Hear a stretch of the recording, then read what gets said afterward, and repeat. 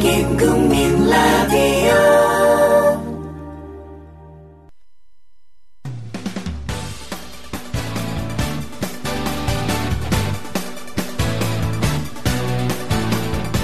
미디어 협동조합 서영석 이사장의 서영석 타임즈. 안녕하십니까 여러분. 3월 12일이네요. 벌써 목요일 서영석 타임즈 시작합니다. 세월 참 빠릅니다.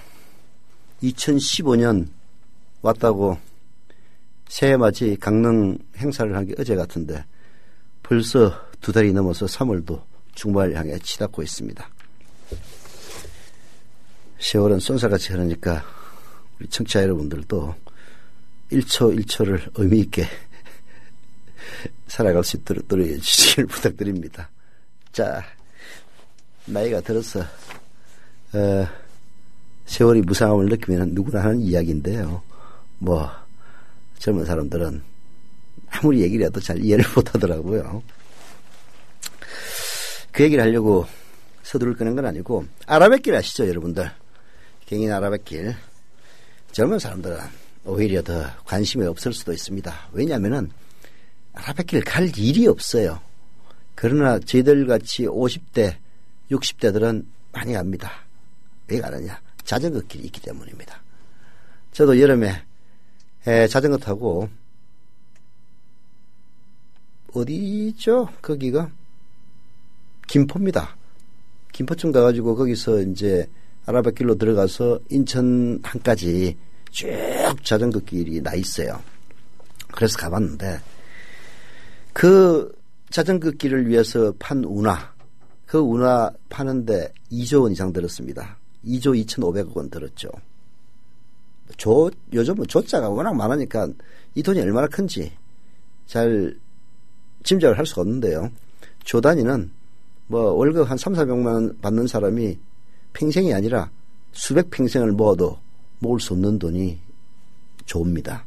2조 2,500억 원을 들여서 어마어마한 물류의 혁명이 일어날 것이고 어마어마한 관광혁명이 일어나서 중국에 있는 수천만 명의 관광객이 전부 인천으로 와가지고 아라뱃길을 통해서 서울까지 올 거라는 이런 환상을 심어주면서 경기도지사 김문수 당시 그리고 당시 서울시장 오세훈이 합작해서 만든 말하자면 세금 낭비의 본산입니다.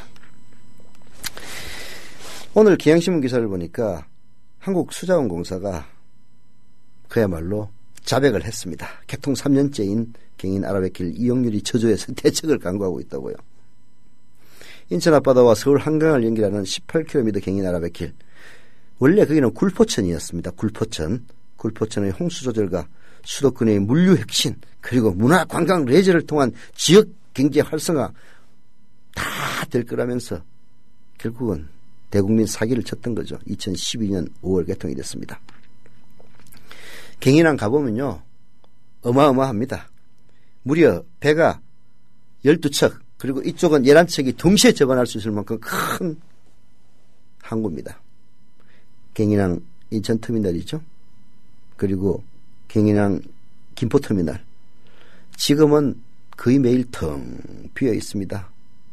인천터미널에서는 인천에서 중국 텐진을 오가는 전기선 딱 한 척만이 지난해 55회 운항했습니다. 55회라는 것은 주 1회 운항했다는 얘기입니다. 화물석 한 척이 주 1회 정도 왕래한 셈인데요. 그나마 있던 경인항 중국 칭다오 노선 중단됐습니다. 전기선 1척 이외에 부전기 항로 24개 노선에 120척이 운항한 실적이 전부입니다. 화물 처리 실적도 개판 5분 전입니다. 한국수자원공사 지난해 컨테이너 36만 4천 톤 그리고 일반 화물 18만 7천 톤을 처리했다고 했는데요. 당시 한국개발연구원 KDI의 의뢰에서 나왔던 예측치의 10분의 1도 안 됩니다. 제가 말씀드리고 싶은 것은 경인 아라뱃길도 그렇고 또 4대강 이른바 자전거 길도 나이 드신 분들은 자전거 타고 가면서 잘 만들어놨다 하는 얘기 종종 들어요. 그러나 어디든지 투자 대비 효용이라는 것은 생각하지 않을 수가 없는 겁니다. 그 자전거 길을 만들기 위해서 2조 원이나 들였다면 그거는 미친 짓입니다.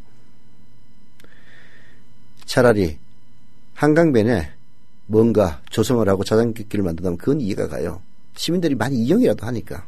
그러나 4대강 유역에 있는 그런 길들 누가 이용을 합니까? 주말 됐어야 수도권 인근의 사람들이 자전거를 탈 뿐입니다. 그런 걸 위해서 그야말로 돈을 있는 대로 투입해가지고 만들어놨다는 것 자체가 정말 코미디고 아이러니가 않을 수 없다, 그런 이야기입니다. 제가 그런 자전거 길이나 산책로 지역에 만드는 것이 정말 얼마나 웃기는 것인지 제가 체감한 사건이 있습니다. 서울에서 그렇게 멀지도 않아요. 양수리입니다. 양수리에 있는 화야산을 가려고 갔다가 그날 저와 같이 등산을 하기로 했던 제 고등학교 동기 동창이 술을 너무 많이 드셔가지고 그 전날 도저히 못 올라가겠다고 자빠지는 바람에, 그래서 그래? 그러면은 강변을 걷자 해가지고 북한강이죠. 거기가 양수리에서 화야산으로 흐르는 강이 북한강 줄기입니다. 북한강 줄기에 보니까 또 그 지방자치단체에서 강변에 산책로를 조성해 놨더라고요. 일요일입니다. 한 3km 정도를 왕복 걸으면서 그 산책로를 이용하는 사람들의 숫자, 일요일인데도 불구하고 서울에서 그렇게 멀리 떨어진 것도 아니에요. 양수리면 거기에서 만난 사람들의 숫자가 불과 2손가락으로 꼽을 정도였다는 사실을 제가 체감하고 깜짝 놀랐습니다. 이런 사람, 이 이용을 위해서 이렇게 돈 들여가지고 중간중간에 보면은 온갖 시설들을 다 해놨어요. 서울에 있다면은, 아니면 인구가 밀집한 곳에 있다면은 어느 정도 효용이라도 있겠지만은, 경기도만 하더라도요, 서울이나 이른바 위성도시, 인천, 이런 데를 제외하고는 거의 인구가 없습니다. 이런데 시멘트로 쳐 바르는 이런 짓, 이제 좀 중단할 때 되지 않았습니까?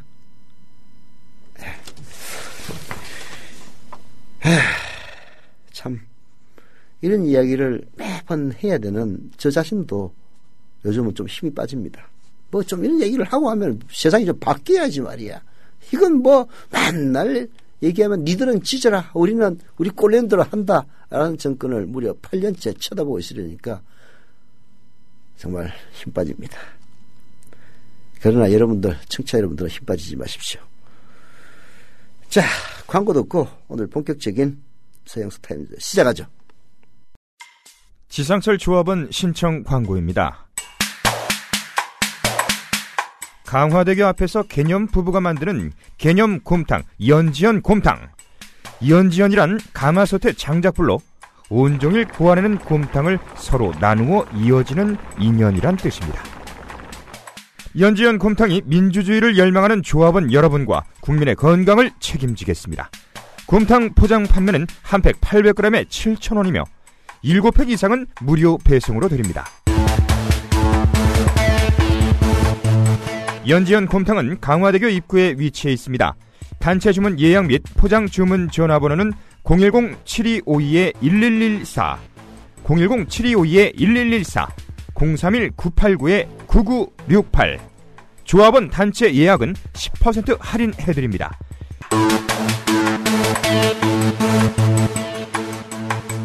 포장 판매 금액의 10%는 국민TV 후원금으로 쓰입니다. 네, 오평의 비평 시간이죠. 네. 김현준 PD. 안녕하세요, 김현준입니다. 잠시 본격적으로 시작하기 전에 네.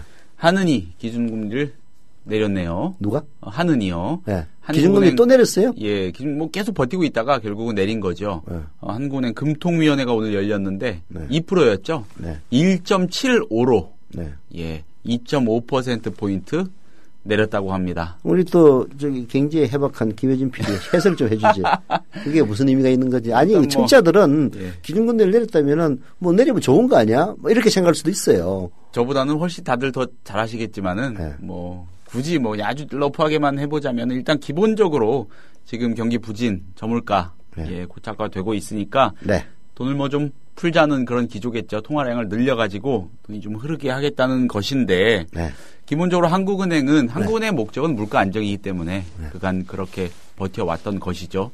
자기들이 지향하는 물가 안정은 이루어졌지만 오히려 그게 그런 안정화되는 수준을 넘어서 가지고 침체가 장기화되니까 정치권에서 압박이 계속 있었고 최경환 부총리도 계속적으로 사실 하루 이틀이 아닙니다. 최경환 부총리는 예전에 새누리당 원내대표 할 때부터 계속 압박을 했죠. 김중수 총재 시절부터 계속 압박을 했습니다. 그리고 뭐 또 유럽이나 일본 같은 나라들 지금 계속 통화 정책을 완화하고 있습니다. 그런 가운데서 우리만 이렇게 고금리를 상대적 고금리를 유지하면은 뭐 수출 기업들 부진도 우려되고 여러 가지 그런 압박이 왜 그런데 되니까. 고금리를 유지했지? 이유가 있을 거아요. 뭐 모르겠습니다. 각종 분석이 있겠습니다만 기본적으로 하나는 물가 안정을 목표로 하니까요. 예, 기본적으로 물가 안정을 목표로 하기 때문에 금리를 높여야 물가가 안정됩니까? 그러니까 일종의 통화 유통의 안정화인 거죠. 예, 함부로 풀리면 안 된다는 거죠. 예, 금리를 그렇죠. 높여야 사람들이 돈도 함부로 안 빌리고. 그렇죠. 저축도 하고. 예, 그러면서 물가 안정에 방점을 찍다 보니까 그렇게 갈 수밖에 없죠. 굉장히 오래된 논의인데 결국에는 이제 못 버티고 금통위가. 금리 올린다고 그러는데 우리 내리면 어떡하나. 좀 안 맞는 것 같은데 앞뒤가. 뭐 여기에는 여러 가지 뭐 조금 뭐랄까요. 좀 효과라고 해야 될까요. 그런 거를 기대를 하는 것 같습니다. 뭐 단적으로 이제 부채. 예, 가계 부채에 대한 대출. 가계 부채가 이제 1,000조 원을 넘어서 1,100조 원 정도 되니까. 그렇죠. 가계에 대한 이자 부담을 좀 완화시켜 주자. 네. 그런 취지도 들어있겠네요. 당연히. 그렇죠. 일종의 지금 환율 전쟁이 벌어지고 있기 때문에 버티다가 금통위가 결국은 떨어뜨린 겁니다. 근데 이게 1.75로 떨어졌다고 말씀드렸잖아요. 0.25% 인하죠. 예, 1점대로 내려간 게 사상 처음이라고 합니다. 예. 초저금리 시대로 가는 것이겠고 이미 2%도 뭐 사실 뭐 좀 이렇게 좀 높은 그런 거는 상대적 고금리였다 할 뿐이지 절대적으로는 그렇게 볼 수는 없는 거였는데 더 낮춰서 네. 나름대로 지금의 경기에 대응을 하겠다고 결정을 한 것 같습니다. 네.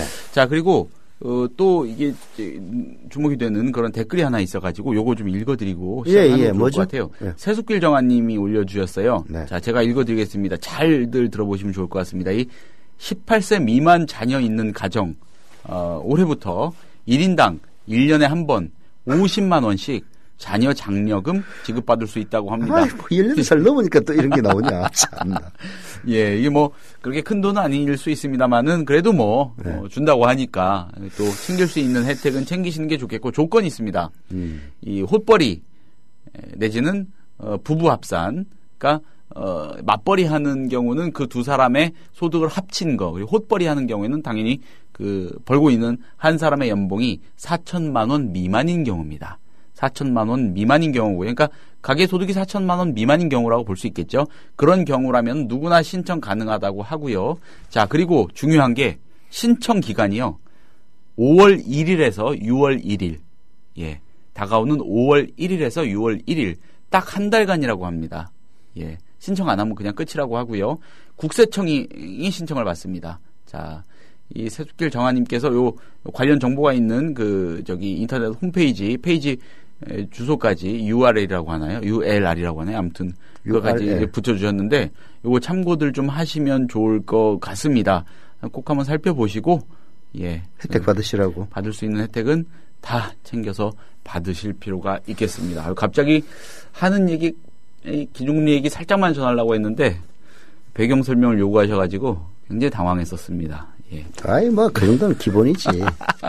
세숙길 정아님의 댓글을 읽음으로써 이거 뭐 정확한 정보인지는 잘 모르겠는데 맞는 얘기겠죠. 예, 결국은 직접 읽어보시고 올려주신 것 같으니까 혼자 벌든지 둘이 벌든지 연봉 합산이 4천만 원 미만인데 애가 있는 사람, 이를 대상으로 18세 미만 자녀. 그게 정확하지는 않다. 1인당 50만 원인데 그럼 5명이 있으면은. 그런 것까지는 아마 세부적인 거는 가서 직접 좀 살펴보셔야 봐야 될 것 같죠? 그런 거를 꼭 좀 살펴보시면 좋겠습니다. 이게 이제 결국은 옛날 프랑스에서 출산율이 0.몇 %로 떨어졌을 때 도입했던 그런 정책들 중에 하나예요. 정책이라는 거 다 돌고 돕니다. 그래서 정책이 없어가지고 나라가 망할 일은 없죠. 적절한 시점에 그러한 정책을 적절하게 구사하고 도입을 함으로써 결국은 그 정권이 성공하느냐 실패하느냐를 가름하게 되는데요. 박근혜 대통령의 공약에 비춰보면은 만시지탄이죠. 결국은 뭐 보육, 무상보육이라든지 이런 것들이 전부 애를 낳아 기르는 가정이 불편함이 없도록 하겠다. 그런 취지에서 그 취지 자체는 좋습니다. 제대로 막 하면 얼마나 좋겠습니까만은 항상 우리 박근혜 대통령께서는 말로만 하시고 실행을 안 하니까 그러는데 또 웬일인지 50만 원 이건 또 한번 자세히 한번 연구해서 다음 시간에 한번 논의하도록 하고. 네, 계속 많이들 궁금하신가 봐요. 뭐 수도권에 집이 있는 가족은 거의 안 될 겁니다라는 말씀도 올려주셨고. 내일 이제 정확한 걸 우리 알아서 우리 청취자 여러분들에게 알려주기로 하고 원래 준비했던 걸로 넘어갑시다. 네, 오늘 오피니언 비평의 첫 이야기 소재는 이겁니다. 자, 지난해 8월이었죠. 한국을 찾아와서 세월호 유가족을 위로했던 프란치스코 교황이 또다시 세월호 문제를 거론했습니다. 그 한국 천주교 주교단과 교황청에서 만난 자리에서였죠. 네. 교황이 첫 질문으로 세월호 문제가 어떻게 됐느냐 이렇게 물었다고 합니다. 교황의 관심이 반가우면서도 부끄럽다 이런 생각도 한편으로 듭니다. 지구 반대편의 교황은요. 세월호를 잊지 않고 있는데 지금 이 땅에선 세월호 제대로 기억하고 있는가라는 질문을 던져볼 수밖에 없겠습니다. 경향신문이 이 문제를 사설로 짚고 있습니다. 자, 세월호 잊지 않은 교황, 세월호 잊혀져가는 한국이라는 제목입니다. 교황이 떠난 뒤 잠깐의 열광에서 벗어난 한국 사회는 다시 싸늘해졌습니다. 청와대와 새누리당은 전가의 보도격인 외부 세력 배후론을 꺼내 유가족을 국민에게서 분리시키려는 전략을 폈죠. 세월호 특별법은 특별조사위원회의 수사, 기소권과 유가족의 특별검사 추천권이 빠진 반쪽짜리로 통과가 되고 말았습니다. 최근 특별조사위원회가 출범하긴 했으나 새누리당 측 위원들의 방해 책동으로 활동이 제 궤도에 오르지 못하고 있다는 게 경향의 주장입니다. 이 선체 인양 문제 역시 답보 상태죠. 정부와 새누리당은 인양을 적극 검토하겠다는 립 서비스만 되풀이하는 그런 상황이라고 보고 있습니다. 정부 민간 합동조사팀이 기술적으로 가능하다는 내부 결론을 내렸고요. 국민의 60%가 인양에 찬성하는데도 그러고 있다는 겁니다. 자, 뿐만이 아닙니다. 인천에 건립하려던 일반인 희생자 추모관은 첫 삽도 뜨지 못했습니다. 예산을 지원할 중앙정부 주무부서가 정해지지 않은 게 이유라고 합니다. 부서가 그렇게 많은데요. 자, 지난해 4월 16일 이후 모두가 세월호 이후를 이야기했죠. 달라져야 한다고 했고요. 하지만 제자리 걸음입니다. 잊으라고 압박하는 세력, 그 틈을 타서 잊고자 하는 이들이 있어서 그런 게 아니겠느냐. 이런 문제 제기입니다. 네. 프란치스코 교황의 지적에 참 우리 모두 부끄러워해야 되는데요. 가장 부끄러워야 할 사람은 저는 박근혜 대통령이라고 생각을 합니다. 이번에 그 리포터 대사를 대체하는 모습을 보면서 참 인간이 저렇구나 하는 생각이 절로 들었는데요. 물론 리포터 대사의 이제 피습은 박근혜 대통령하고는 공유하는 그 무언가가 있습니다. 박근혜 대통령도 과거 그런 경험을 공유한 사람 아닙니까? 그래서 박근혜 대통령에게 공감을 줬는지 그건 잘 모르겠는데요.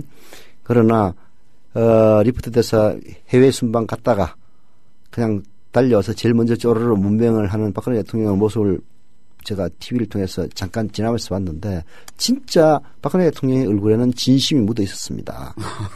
정말로 리포터를 걱정하고. 그런데 거기에 오버랩되는 장면들, 세월호 유족들에 대한 박근혜 대통령의 대처 방법이 주마등처럼 떠오르더라고요. 가장 그 압권이 그겁니다. 박근혜 대통령이 국회 대정부 연설을 하러 왔던가 하여튼 국회를 방문한 적이 있습니다. 그래서 국회를 걸어서 들어가고 있는데 경호원들이 쫙 레드카펫을 둘러싸고 있고 그 바깥에서 세월호 유족들이 피켓을 들고 있는데 박근혜 대통령은 눈도 마주치지 않고 딱 앞만 바라보면서 가는 그 장면이. 그러면서도 웃으면서 갔죠. 네. 정말 그 모습과 같이 겹쳐지면서 참 끔찍한 대한민국이다 라는 생각이 들었습니다. 사실 세월호 희생자들이 뭐 잘못한 게 뭐가 있습니까? 그렇잖아요. 아니 행편이 어려워가지고 배 타고 수학여행 갔다는 그 외에는 잘못한 점이 단 하나도 없는 사람들입니다. 그런데 결국은 국가 시스템의 부재로 인해서 억울하게 희생을 당했고 그리고 그 희생당한 데 대해서 뭐 가짜인지 진짜인지 모르겠지만 눈물까지 찔찔 짜면서 해주겠다고 뭐 어떻게든 발본색을 해서 근본적인 대책을 해주겠다고 했던 대통령은 쳐다보지도 않고 앞만 딱 쳐다보면서 걸어가는 그 모습. 야, 참 끔찍한 나라구나. 미국인이 훨씬 더 대접받고 잘못된 시스템에 의해서 희생된 자국민들은 홀대받는 이런 나라, 이런 대통령. 저는 그런 생각이 들어서 참 다시 한 번 더 자괴감이 들었습니다. 대한민국에 산다는 게. 그래서 그 미국 좋아하는 우리 주 아메리카님 따르는 분들 어디다 섬에다 몰아넣고 미국의 제 52번째 주로 만들어서 그때 그냥 던져주고 싶어요. 그런 생각이 들었습니다. 세월호가 작년 4월 16일이었습니다. 그러니까 한 달여 뒤면은 1년이 됩니다. 짧은 기간은 아니죠. 사실 1년이면은 1년 동안 과연 이루어진 게 뭐가 있을까? 네. 전혀 없죠. 뭐가 있습니까? 하여나 진짜 보면은 가슴 답답한 게 세월호 참사에 대해서 제대로 파헤치면은 뭐가 그렇게 대통령에게 불리하고 뭐가 그렇게 새누리당에게 불리해서 아니 그때 김진태인지 누군지 내가 잘 모르겠다. 아니 왜 이런 엉뚱한 사람들을 새누리당에서 추천해가지고 세월호 특위위원회에다 집어넣었습니까 했더니 아니 균형을 맞추기 위해서는 거 아니에요. 균형을 맞추기 위해서 니들이 박근혜 대통령을 가만히 극렬하게 비난하는 사람들로 구성됐으니까 박근혜 대통령을 비호할 수 있는 사람들로 즉 세월호 참사에 대해서 그냥 적당히 하면 되는 거지 뭐 그런 식으로 얘기 안 하겠지만 결론은 그런 사람들로 채웠다는 그런 얘기를 이제 듣고 근데 참 궁금한 게 그거예요. 세월호 참사의 원인을 제대로 파헤치고 그리고 세월호 참사로 희생된 사람들을 진심으로 위로해주면은 그래서 박근혜 대통령이 뭐가 다치느냐고 아니 그렇게 안 해주려고 하는 것이 오히려 대통령으로 하여금 짐승보다 못한 인간이라는 비난을 받게 만들 것 아니냐 이런 걸 난 새누리당에게 질문을 하고 싶어요. 도대체 뭐가 무서워서 어떤 비밀이 숨어 있길래 그게 진상이 밝혀지면 박근혜 대통령에게 무슨 큰 국정원에 부정선거라면은 그건 이해가 가요. 국정원 부정선거가 지금 이미 법원의 심판까지 받아가지고 대선 개입 부정선거가 이미 만천에 드러났습니다만 그래도 뻔뻔스럽게 대통령 노릇하고 있는데요. 그게 완전히 뽀록이 나가지고 조직적인 범죄라는 게 밝혀지면은 자기 자신의 정통성에 큰 문제가 있다. 그래서 현직 검찰총장도 온갖 해코지를 해가지고 쫓아냈다. 용납은 못하지만은 논리적인 이해는 가거든요. 근데 세월호에 대해서 이렇게 못살게 굴고 모진 행동을 하는 것이 박근혜 대통령에게 어떤 도움이 되는 건지 그런데 논리적으로 이해가 안 가서 진짜 묻고 싶은 거야. 도대체 새누리당 당원 여러분, 새누리당 지도부 여러분 세월호 참사를 제대로 파헤쳐서 그 원인을 밝히고 그렇게 해서 앞으로 국가의 시스템 부재로 인해서 희생된 사람들이 다시는 없도록 하면은 박근혜 대통령에게 큰 흠집이 생깁니까? 큰 탈이 납니까? 죽을 병에 걸립니까? 정말 묻고 싶어요. 국민TV가 이제 빨리 자라나가지고요. 그 주요 언론사, 보도국장, 정치부장, 청와대 오찬 같은 거 할 때, 우리도 꼭 한 분을 보내가지고 직접 물어보게 하는 것도 좋을 것 같습니다. 진짜 묻고 싶어. 도대체 왜 그러는지 모르겠어. 왜 그러는지. 짚히는 데가 전혀 없으세요? 없습니다. 아니 이런 얘기는 할 수 있지. 혹시 국정원에 배여서 그런 또 주장도 있지 않습니까? 예. 그래 국정원 배면 박근혜 대통령이 우짜라고 그렇잖아요. 예. 또 그로 인한 여러 가지 해피압 이런 게 있어가지고 공무원들이 다친다면 박근혜 대통령이 다칩니까? 그렇게 해가지고 부패를 척결하고 없다고 그러면 국민들한테 인기를 얻지. 도대체 무슨 사정이 있는 건지 나 궁금해 죽겠어. 박근혜 대통령이 지나가던 배를 가서 발을 걸거나 밀어가지고 침몰시킨 것도 자기가 아니고. 침몰시킨 건 아니잖아. 그거 아닌 거는 국민들도 알잖아요, 다. 그러니까. 그래서 난 이해가 안 가는 거야. 도대체 왜냐고. 아마 세월호족들이 그렇게 생각할 거예요. 도대체 왜 이러냐고. 왜 이러시느냐고. 왜 우리에게 그렇게 핍박을 하느냐고. 그런 얘기 생각 안 들었습니까? 이렇게 모질게 구냐. 그러니까. 여기 진상을 파헤치면은 대통령에게 무슨 큰 문제가 생기길래. 오히려 박근혜 대통령은 그런 생각은 정말 없을 수도 있을 것 같아요.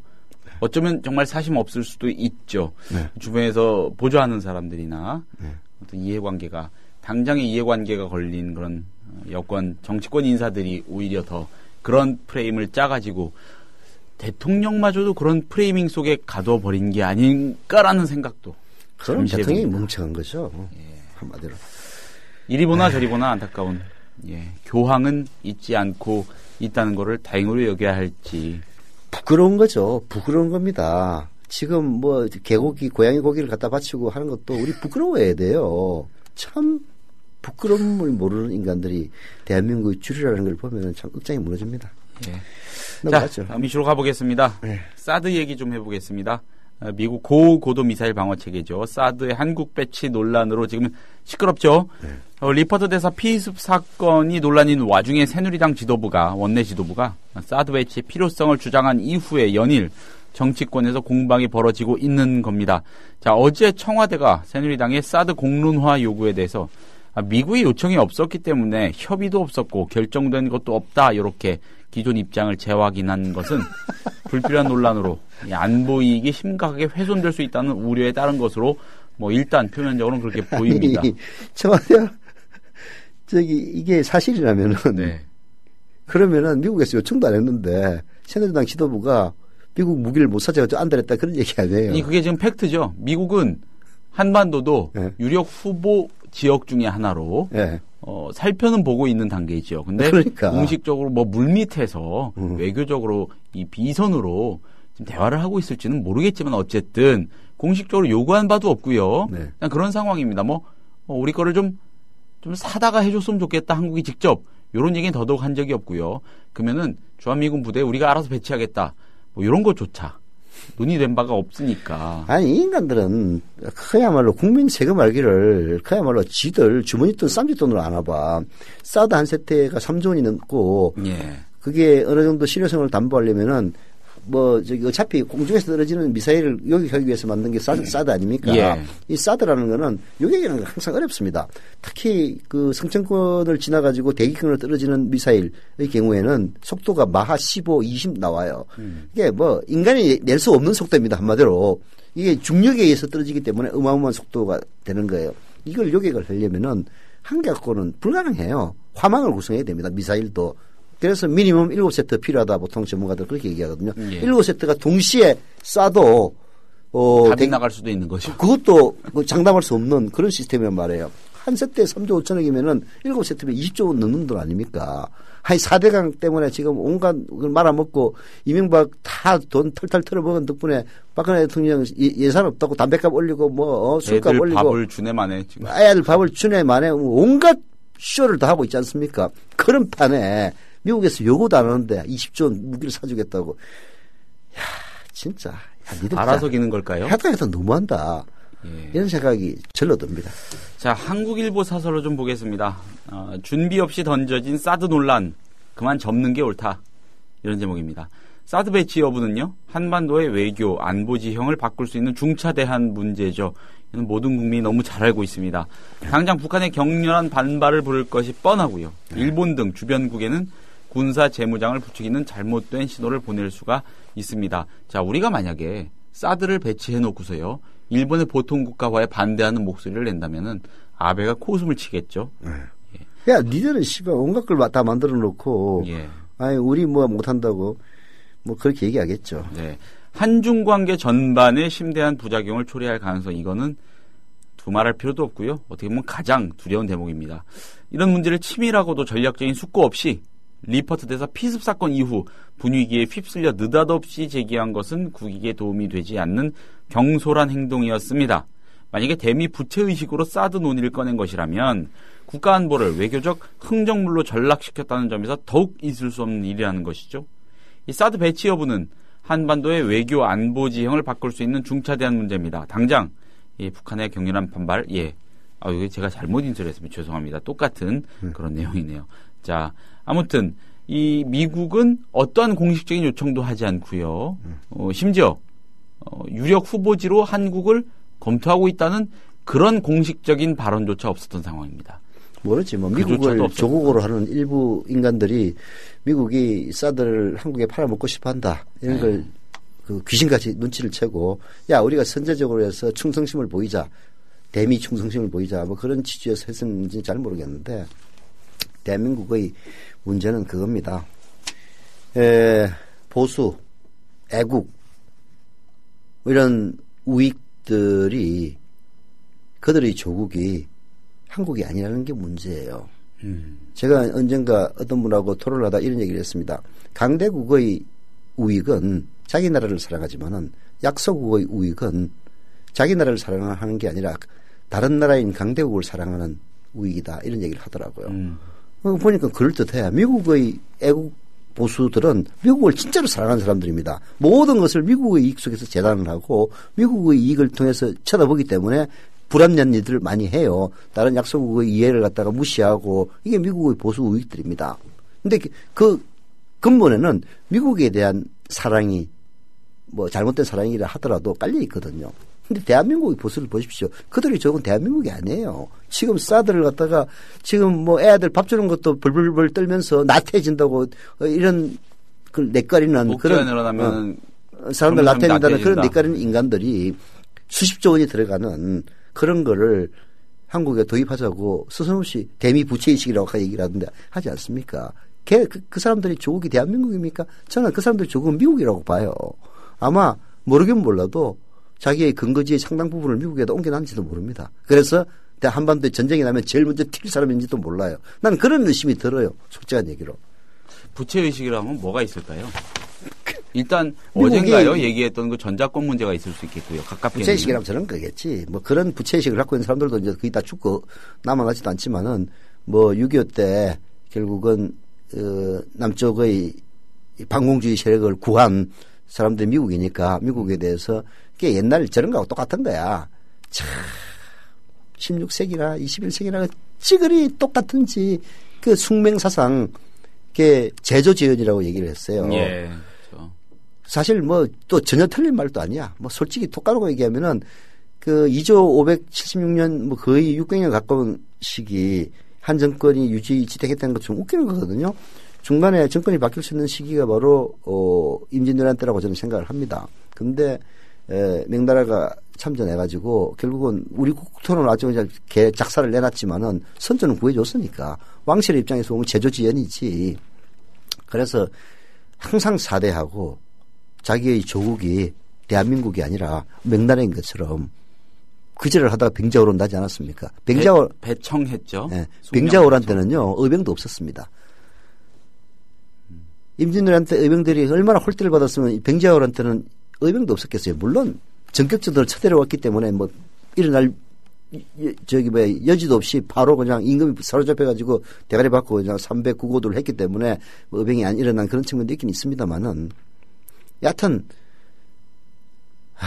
그런 역사를 한번 이제 청산을 해야 되는데 노무현 대통령이 옛날에 언제 연설했던 거더라. 부끄러운 줄 알아야지. 아니 그거 말고 연설이요? 그게 하여튼 그런 거 있어요. 뭔가 2조 600년을 거론을 하면서 항상 바른말 하는 사람들이 이 피해를 입고. 인천 전당대회 때가 아니었나 싶네요. 네. 대선 경선 때. 그때 기억이 나는데요. 참. 예. 지금도 그렇습니다. 저기 명지대 사학과의 한명기 교수가 네. 이 명청 교체기에 관한 네. 그런 분석으로 네. 그걸 좀 현재 그러니까 지금의 상황에 접목시키려는 그런 뭐 저수로 활동이나 이런 걸 좀 활발하게 하는 그런 학자 중에 한 명입니다. 네. 이런 얘기를 하죠. 우리나라는 숙명적으로 네.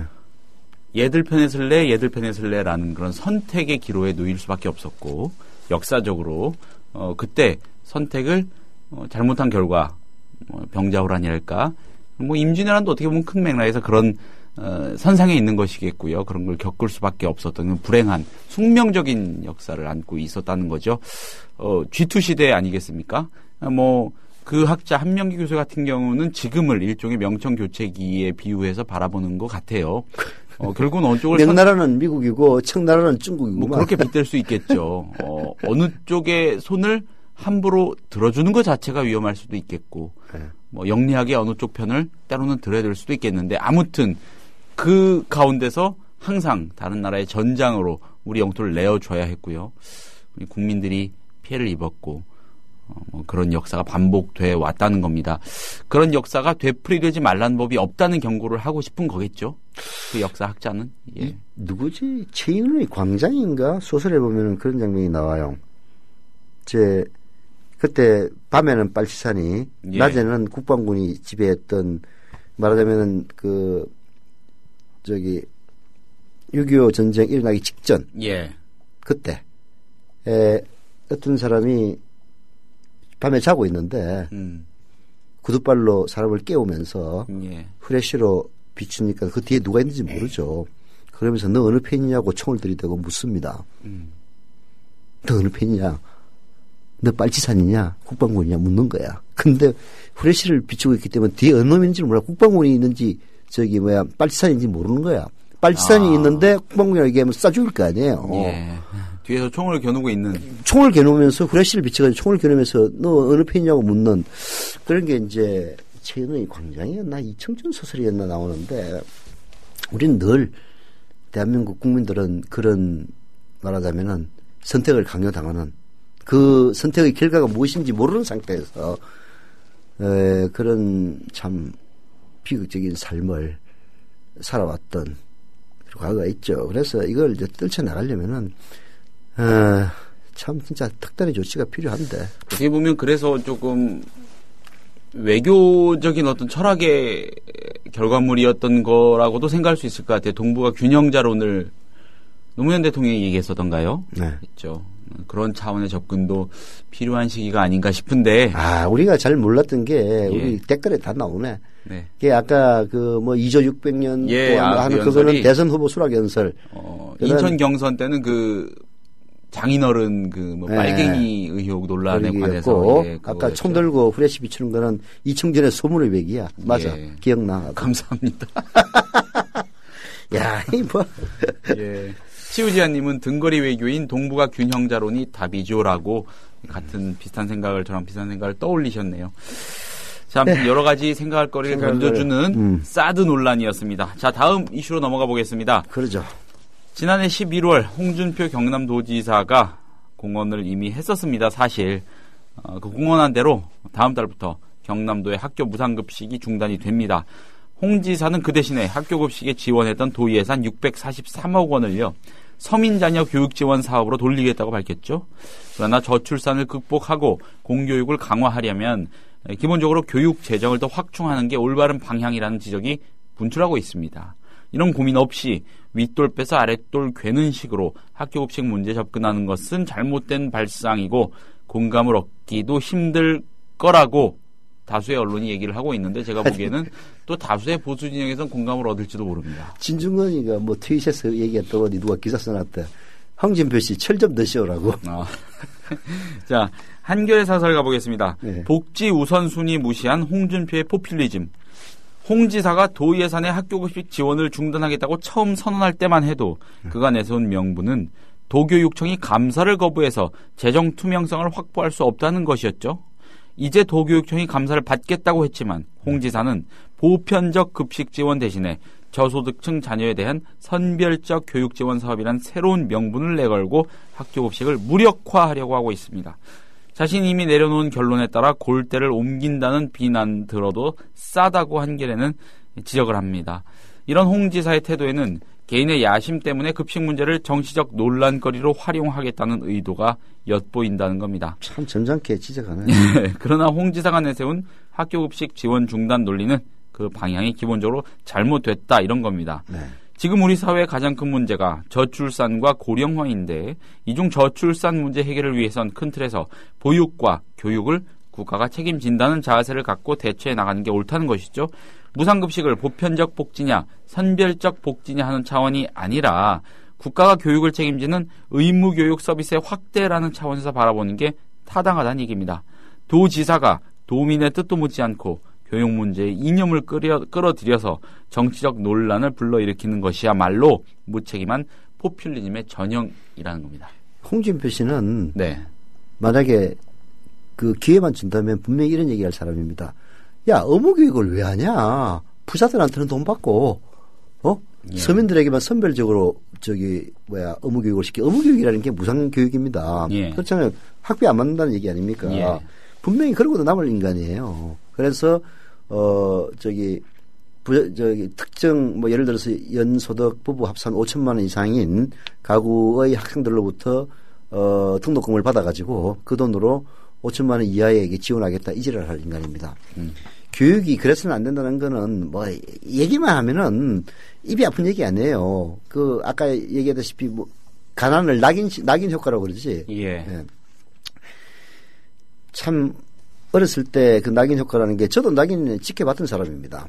과거에 고등학교 때는 지금도 고등학교는 무상교육이 아니지. 등록금 냅니다. 그래서 1분기, 2분기, 3분기, 4분기 분기별로 등록금을 내는데 저희 집도 위에 누님 2분 그다음에 동생 이렇게 4명이 학교를 누님 2분? 형님 하나 그리고 동생이 있는데 동생은 그때 초등학교 다녔고 제가 중학교 다닐 때니까 다 위에 저희 형님 누님들은 고등학교 대학을 다녔단 말이에요. 그럼 등록금을 항상 먼저 주기 때문에 나는 분기를 넘길 수밖에 없어요. 4번째 주니까. 애가 3명이야 그래도 1, 2, 3 마지막 분기라도 그 혜택을 받을 거 아니에요. 그러니까 맨날 이제 분기를 지나가면 선생님이 칠판에다 이름을 써놓습니다. 등록금 안 낸 새끼들 해가지고 쪽팔리는 거야. 종례 시간에 이름 써놓고 자 뭔지 알지? 내라잉 이렇게 얘기합니다. 그런 이제 낙인에 찍혀봤던 사람이라서 그 심정을 누구라도 잘 알죠. 그거 안 하겠다는 건데 말이야. 이게 홍준표 참 뭐 그렇게 해서 보수의 아이콘으로 어쩌고 그러는데 나 보수의 아이콘이다. 보수의 꽃갈콘. 아니 홍준표는 김무성이한테 안 돼요. 김무성은 여당한테 안 되고 그리 보면 됩니다. 뭐 그렇게 뭐 발버둥 치는 거야. 뭐 자기의 권리니까 내 뭐라고 얘기는 안 하겠는데 꿈 깨세요 하는 욕이나 먹습니다. 그리고 내가 얘기했죠. 그 학부모들 중에서 대다수가 예. 이제 한 명인 경우에는 급식비만으로 1년에 한 80만 원 정도 내야 됩니다. 예. 한 달이면 얼마지? 한 7만 원 정도 되나? 그죠? 7만 원 내보세요. 애 둘이면 14만 원입니다. 매월. 그리고 7만 원 더 될 거야. 방학 때는 급식 안 하니까. 결국 한 10개월에 8, 9만 원 낸다고 보면 되거든요. 매월 내야 됩니다. 근데 애 한 2명 되면은 매월 16만 원씩 밥값이 기존에 안 들어간 돈이 들어가게 되는 거예요. 그 16만 원이나 8만 원의 부담이 서민들한테는 큰 부담입니다. 사실은 작은 부담이 아니에요. 솔직히 제 자전거 타고 다니고 술 담배 안 하니까 한 달에 쓰는 돈 10만 원이 안 넘을 때도 있더라고요. 그게 노인네들 다 그렇게 삽니다. 수입이 없으니까 그렇게 사는데 애 기르는 집안에 그렇게 부담 주면은 다음에 새누리당 찍어주겠습니까? 근데 선생님 그 선별복지라고 할 때 그 선별이라는 말이요. 네. 사실 굉장히 무서운 말이에요. 곰곰이 그 말의 의미를 생각을 안 해봤는데 뭐를 선별해낸다는 거였습니까? 가난한 사람들. 부를 선별하는 거지. 부를. 예. 선별해서 돈 많이 버는 놈들은 안 해주고 딱 언뜻 들으면 그래 합리적이라고 생각이 들어요. 그러나 교육에서는 그렇지가 않습니다. 그리고 이게 정책적인 효과를 이제 보는 건데 내가 얘기했잖아요. 이거는 돈을 내게 만들면 사람들 불만이 이제 폭등합니다. 그러면은 선거에 새누리당에 아주 안 좋은 영향을 미친 거는 너무나 뻔하죠. 뭐 학부모의 숫자가 큰 영향을 안 미칠지는 모르겠는데 그러나 이런 여론이 형성이 되면 새누리당은 선거에 매우 불리하게 됩니다. 홍준표 자기 자신의 영달을 위해서 쉽게 해서 자기가 속해 있는 당의 위태롭게 하고 있는 것 아닙니까? 해당 행위자죠. 저는 그렇게 봐요. 내가 만약에 새누리당원이라면은 홍준표 지사 당신 혼자 빚 벌려고 해당 행위 하지 마시오라고 얘기할 겁니다. 당원이 새누리당원이 아니니까 마음대로 하세요 하는 거지. 이게 보수적인 아젠다를 띄워가지고 네. 논란에도 불구하고 해서 자기로 스포트라이트를 좀 향하게 한 다음에 경남도를 나중에 누가 탈환하든 당이 어떻게 되든 한번 그 반열에 올라보겠다. 네. 중앙으로 올라가서 네. 재선에 대한 욕심이 없다. 예, 더 큰 꿈을 꾸고 있기 때문에 나름대로는 그게 좀 결론이 귀결이 되겠군요. 참. 홍지사. 예. 홍준표 지사 참 철 좀 드세요. 저는 너무 나이가 어린 사람이라서 네. 저는 그런 말 하지 않겠습니다. 자, 오피니언 비평은 이 정도로 하고 다음 코너로 넘어가 보겠습니다. 예.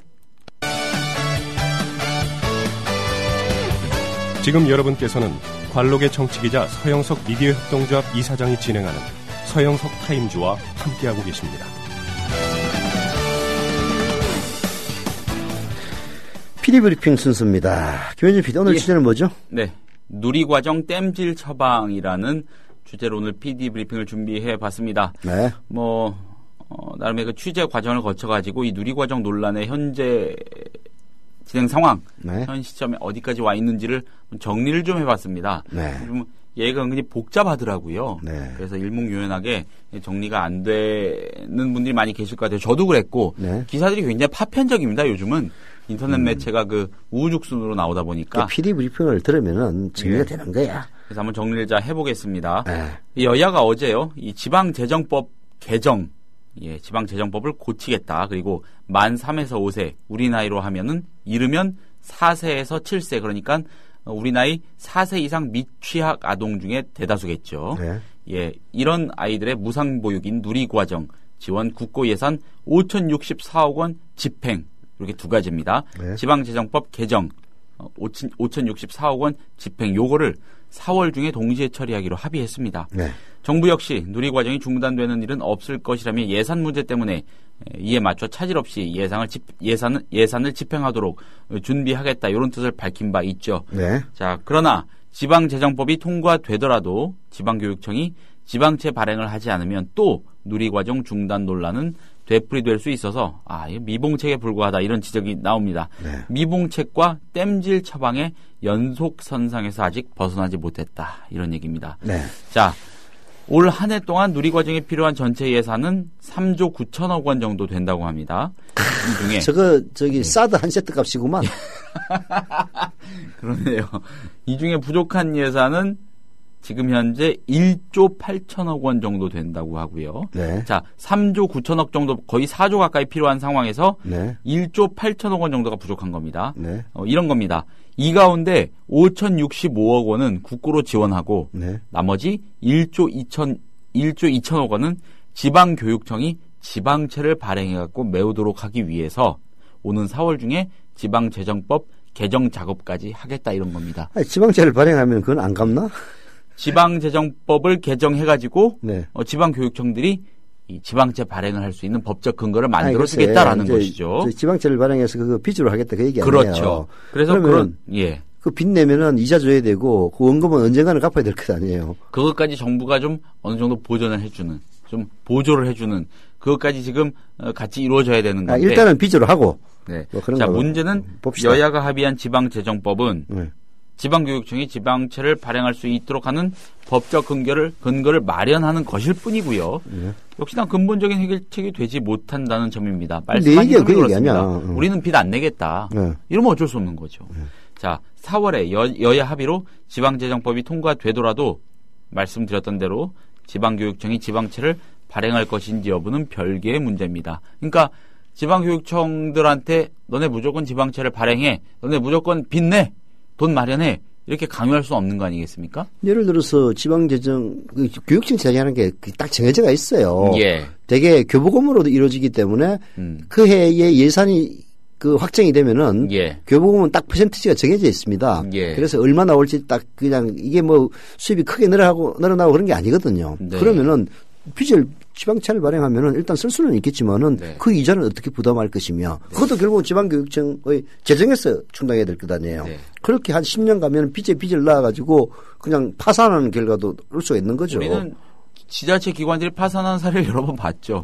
그러니까 정신이 제대로 박힌 교육감이라면은 무슨 얘기를 하십니까? 네. 무상보육은 박근혜 등기에서 공약하신 것 아닙니까? 그러면 정부 재정에서 충당을 하셔야죠. 왜 자꾸 우리 보고 내랍니까? 그 논란이 작년 말에 굉장히 뜨거웠던 거 기억하실 겁니다. 네. 결국에는 절충안을 찾은 게 이거였는데 이것조차도 지지부진하다가 그거 5천억인가 5,065억인가 그것도 안 준다며 나쁜 놈들. 이거는 지출을 어떻게든 하겠다는 거죠. 지출을 하겠다는 건데 1, 2, 3월은 교육청에서 있는 예산 어느 선 끌어대가지고 그렇죠. 했죠. 예. 그래서 지금 실시하고 있는 중이에요. 3월달. 예. 그럼 4월달에 하려면은 당장 지방채를 발행하든가 아니면은 더불어서 정부에서 주겠다는 5,000몇십억 원이 각 지방별로 분산이 돼가지고 와야 이게 이제 서울부터 가능한 거거든요. 그렇죠. 잘못하면 서울대를 못하는 경우가 올 수도 있는 거예요. 그러니까 지금 대다수 언론이 땜질이긴 합니다만 급한 불은 껐다고 지금 이렇게 얘기를 했는데 더라고요. 그것도 아니라는 얘기지. 왜냐하면 서울대를 빵꾸 날 가능성이 있어요. 정부에서 돈 안 주면은 지방채 발행하면은 뭐 지방채 발행하다고 사람들이 있다가 얼씨구나 하면서 바로 지방채를 사줍니까? 물론 지방채를 또 정부에서 인수하고 뭐 그런 건 있긴 있어요. 하긴 하겠죠. 네. 네. 그러니까 거듭 말씀드리지만 빚을 내서라도 누리과정을 편성할지는 지방교육청의 판단에 달려 있다는 얘기입니다. 네. 게다가 예비비를 통해서 집행될 국고 지원액은 누리과정 2개월치 지나지 않습니다. 결국 누리과정 논란은 언제든 터질 수 있는 뇌관을 지니고 있는 셈이고요. 이 뇌관은 지자체별 정치적 이해관계 등에 따라 얼마든지 금세 폭발할 수 있다는 이런 얘기입니다. 네. 자, 실제로 전국 시도 교육감들은 지방채 발행을 굉장히 부담스러워하고 있습니다. 얘기가 딱 맞잖아. 이재정 경기도 교육감 지난 9일에요. 교육부가 누리과정 1조 원을 지방채 발행을 통해 해결하겠다고 하는 것은 교육재정 정상화를 위한 근본적 대책이 아니다. 미봉책으로 갈 문제가 아니다. 이런 입장 밝히기도 했습니다. 곤란하다. 이런 거죠. 지금대로라면. 네. 올해를 어찌어찌 넘어간다고 해도 누리과정 논란은 이런 식이라면 해마다 되풀이될 수밖에 없습니다. 이번 누리과정 논란 역시 2013년 세수 결손으로 인해 실제 교육교부금으로 이관돼야 할 금액보다 약 2조 7천억 원이 더 이관된 부분을 올해 예산에 반영하면서 생긴 문제이기 때문입니다. 지난해에도 10조 9천억 원의 세수 결손이 발생을 했죠. 네. 내년도 예산 편성할 때 이 부분을 정산하면 교육교부금은 또 원래 집행돼야 할 교부금보다 줄어들 수밖에 없습니다. 네. 세수 결손은 예상되는 일 아니겠습니까? 누리과정 재원을 국가와 지방이 어떻게 분담할 것인가에 대한 법률적 보완이 없으면 보육대라는 해마다 되풀이될 수밖에 없는 그런 이유입니다. 지방교육청이 매년 지방채를 발행해서 즉 매년 빚더미를 쌓아 올리면서까지 감당해내는데도 당연히 한계가 있을 겁니다. 자, 국민경제자문회의는요. 지난해 12월 이 정부와 지방자치단체 시도교육청 간의 갈등 소지를 없애기 위해서 시도교육청이 아닌 각 지자체가 지방교육재정의 의무지출 항목을 지정해 관련 예산을 편성토록 해야 한다고 조언한 바 있습니다. 비교적 절충적인 방안이라고도 할 수가 있겠습니다. 네. 자, 재정 효율성 강화를 위해 배분 기준과 집행 과정이 불투명한 특별교부세의 사전 사후 관리도 강화해야 한다. 특히 지방재정과 교육재정의 칸막이식 운용을 지향하기 위한 제도 개선과 더불어 지방교육재정을 혁신할 필요도 있다. 이런 근본적인 차원의 제안도 덧붙인 바 있습니다. 자, 교육재정에 대해 일반 지자체가 예산 편성권을 갖도록 하는 것, 즉 교육재정의 문제를 지자체 차원으로 확대시켜가지고 함께 부담함으로써 위험 요소를 줄이는 건 세계적인 추세라는 게 전문가들의 공통된 지적입니다. 이 초중등 의무교육과 인건비, 누리과정 등은 의무 지출 항목으로 지정을 해서 예산에 좀 우선 반영하고요. 성과 위주의 재정 평가 체계를 정립함으로써 교육재정의 효율성을 확보할 필요가 있다. 이런 조언도 나옵니다. 네. 거듭 정리를 하자면 교육청들이 지방채를 발행하든 어찌하든 알아서 해결할 문제라는 도식에서 벗어나야 한다. 이런 얘기겠죠. 지금 우리는 이런 도식에 빠져 있다는 얘기겠고요. 자, 물론 난망한 얘기입니다. 최근 홍준표 경남지사가 지자체 행정과 교육 행정을 완전히 분리해서 무상급식 예산 지원을 중단키로 결정한 것을 단초로 해서요. 지자체들이 더욱더 소극적인 자세를 취할 가능성이 있기 때문입니다. 이 누리과정 논란은 박근혜 정부 출범 이후 계속 반복되는 각종 복지 논란과 흐름을 같이 합니다. 그 과정의 일부라는 얘기입니다. 결국은 국가 재정과 조세 체계에 대한 근본적인 수술 없이는 해결책을 찾기 어려운 문제들입니다. 모든 걸 없던 일로 하고 복지를 퇴행시킬 게 아니라면 증세 논의를 언제까지 미룰 수는 없다는 얘기입니다. 이처럼 누리과정 예산 논란은 겉으로 보기엔 극히 일부 국민에게 해당되는 굉장히 지역적인 문제 같지만 사실은 국가 전체의 조세 및 재정 문제와 근본적으로 맞닿아 있다는 점, 바로 이 점을 인식하는 게 굉장히 중요해 보입니다. 자, PD 브리핑은 여기까지입니다. 그러니까 박근혜 대통령이 솔직해지면 돼요. 이거 누리과정 여러분들이 공약은 했는데 예.